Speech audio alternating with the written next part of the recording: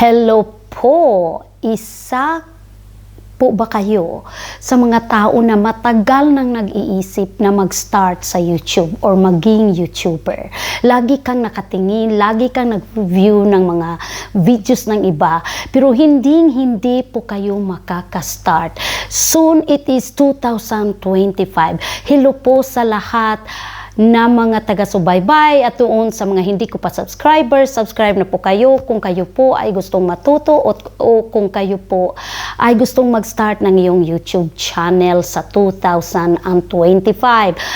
Welcome po, this is Evelyn Sigelstrand of ES Free Mentor. Dito po ay magbibigay ako ng mga Tagalog na YouTube tutorials. Okay, paano po ba magsimula sa YouTube?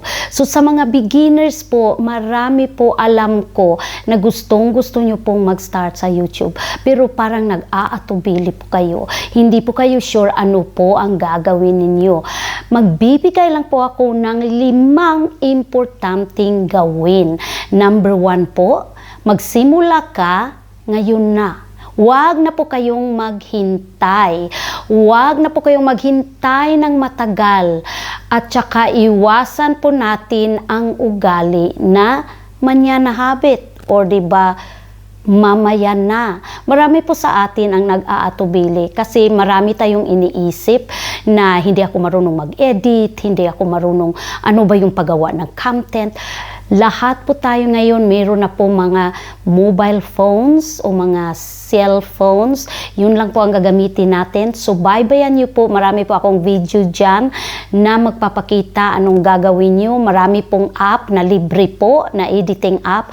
Hindi po talaga napakahirap. Meron ngang mga tao, 80 years old na, yung iba kaka-retire lang, nag-start po sila ng kanilang YouTube channel. Okay, number 2 po, gumawa po tayo ng videos na alam mong kaya mo at madali mong gawin.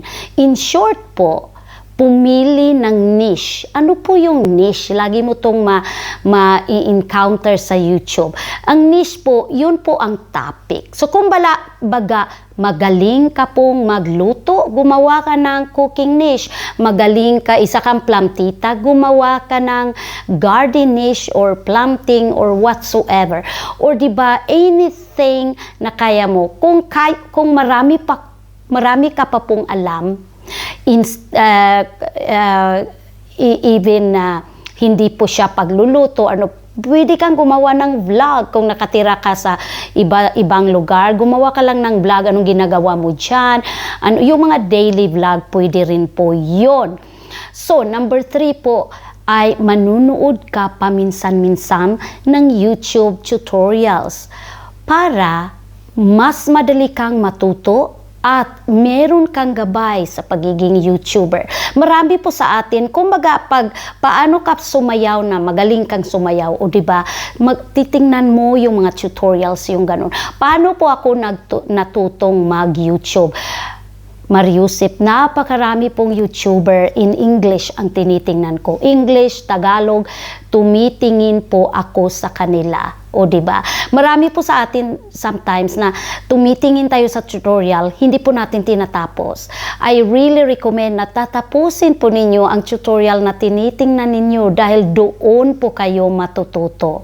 Marami pong magtatanong dito sa channel ko na tumitingin sila sa isang video, pagkatapos nagtatanong po sila, paano ko ba gawin to? Paano ko ba gawin to? Lahat po ng mga katanungan ninyo andyan po sa video ko. I know mahaba siya, pero natututo ka talaga. O diba, paano po matututo ang isang estudyante pag hindi siya nagbabasa? Pag hindi niya pinag-aralan ang kanyang subject? Hindi po, diba? Ganito lang po din sa YouTube.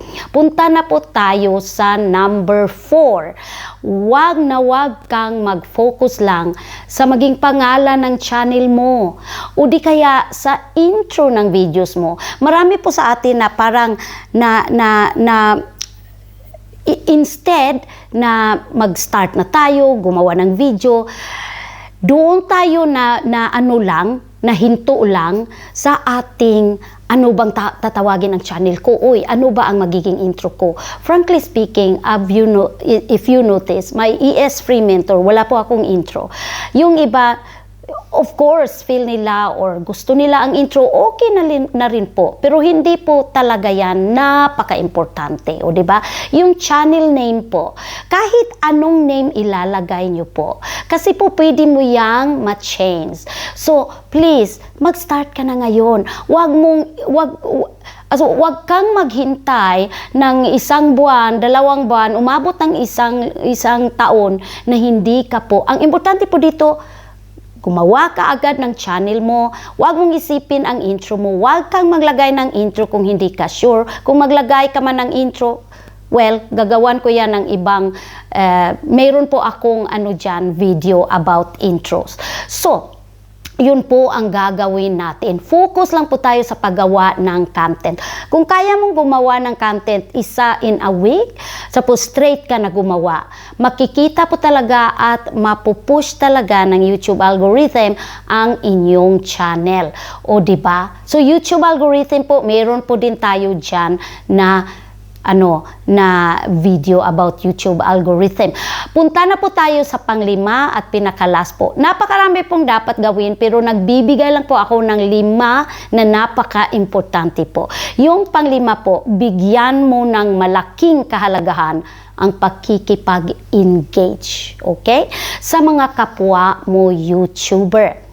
Siyempre, ang nakikipag-engage po ay mga kapwa po YouTuber. Kasi tayo po ang nangangailangan ng followers at tayo po ay nangangailangan ng mga comments para makikita naman ni algorithm na maraming nakikipaghalubilo sa iyo o nakikipag-engage o ibig sabihin, interesting po ang iyong videos. So, ang engagement po, I know marami sa inyo na meron ding mga social media accounts sa iba dyan. Hindi ko na lang sasabihin. Marami pong mga social media accounts at lahat po yata ng social media accounts, when it comes to media, kailangan po nating makikipag-engage para po tayong mapapansin. Pakikipag-engage po. I will discuss it later on, paano po tayo makikipag-engage. Kung bago ka pa lang dito sa YouTube, medyo maaano ka pa, ano ba yung pakikipag-engage? O diba, simple lang po yon. Very simple tip. Puntahan mo ang iba at tingnan mo ang mga videos nila at maglagay ka ng comment para naman makita nila kung sino ka ba na nagbibigay ng comment. Ganun po lang yun kasimple ang pakikipag-engage. And it's very important po na pag merong nag-comment sa'yo, balikan mo rin siya at gawin mo rin ang ginawa niya sa'yo. Okay? In YouTube po or any social media platforms kung gusto nyong kumita, it's a matter of take it and give also. Give and take lang po tayo. Ganon po kasimple. And as what I've said, kung gusto nyo rin pong matuto more, meron kayong mga questions, yung ganon. I know marami pong mga tanong sa akin. Nagpa-pause po ako ng how many months sa na to. Pero nakikipag-engage ako. So even hindi ka nakakapag-upload ng mga 1 buwan, 2 buwan, as long na continue ka sa pagkikipag-engage, okay pa rin po yun. Makikita pa rin na active ka pa rin. So, ano pa po bang hinihintay nyo? Sorry po, ganito ako magsalita ng Tagalog. Kasi po, Bisaya po ako. Bisaya kung dako. O, diba? So, kung gusto nyo po talaga na magiging YouTuber, simulan mo na ngayon. Huwag mo nang isipin yung iba pang bagay na kesyo. Wala ka pang channel name, wala ka pang idea. Post ng post lang. Based on my experience, second channel ko na po to. Yung first channel ko po, na Liba Buhay, yun, kumikita po ako. I'm working 80% in a kindergarten, so medyo wala talaga akong time to focus on much more videos. I hope po nakakatulong ako sa inyo and please magsimula na po ka ngayon. O di ba? Maraming salamat. Again, this is Evelyn of Sigelstrand of AS Free Mentor. See you next time.